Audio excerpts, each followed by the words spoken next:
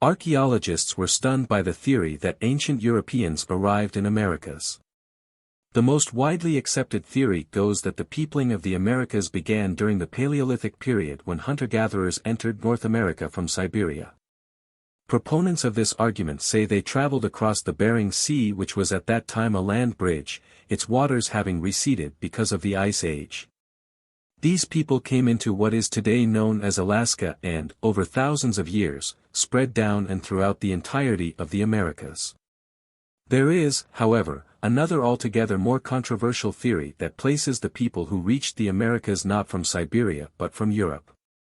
The Solutrean hypothesis insists that these ancient people traveled along pack ice in the Atlantic Ocean on primitive boats, and claims to have the evidence to prove it.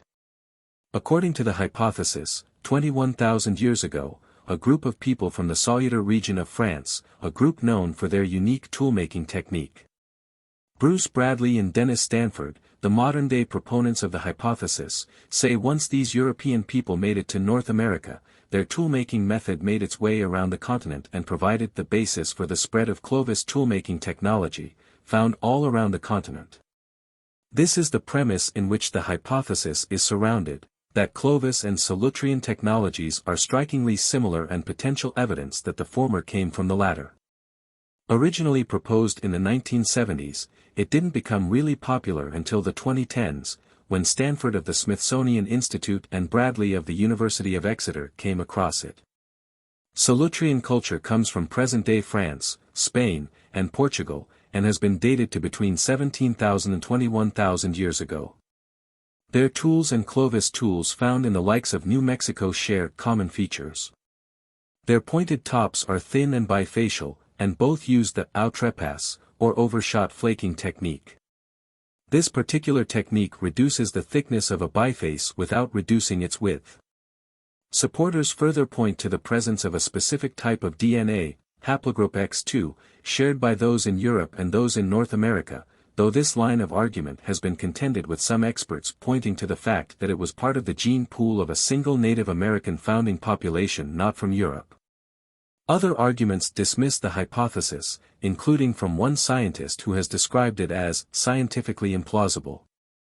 Jennifer Raff, a geneticist, writing for The Guardian in 2018, said it suggests a European origin for the peoples who made the Clovis tools, the first recognized stone tool tradition in the Americas. She continued, in addition to the scientific problems with the Solutrean hypothesis which I'll discuss shortly, it's important to note that it has overt political and cultural implications in denying that Native Americans are the only indigenous peoples of the continents. Indeed, although this particular iteration is new, the idea behind the Solutrean hypothesis is part of a long tradition of Europeans trying to insert themselves into American prehistory, justifying colonialism by claiming that Native Americans were not capable of creating the diverse and sophisticated material culture of the Americas. The evidence, she said, further raises eyebrows. There's a serious time gap between when the Solutreans could have crossed the Atlantic via the ice bridge, 20,000 years before present, YBP, and when Clovis tools begin to show up in the archaeological record, 13,000 YBP, and that, there is no evidence of boat use or tools used for making boats at Solutrean sites. I appreciate your viewership. Kindly remember to click on the like and subscribe buttons.